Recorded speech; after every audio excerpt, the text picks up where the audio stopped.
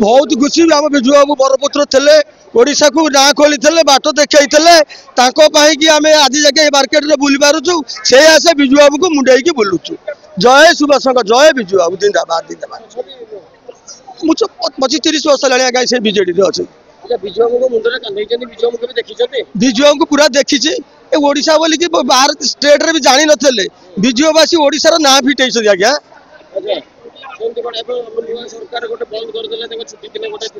सी राजनीति कले विजु बाबू को लुचेक चाहूँ विजु बाबू को लुचेले कौन से पारे पारे ना विजु बाबू छोटू बड़ू गोटे कथा आम दरकार विजु बाबू नेता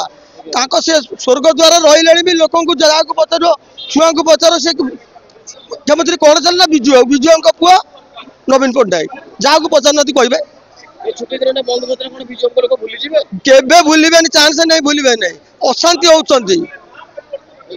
आज्ञा शांति किए नहांती आज्ञा पूरा फुल अशांति ना टिके अशांति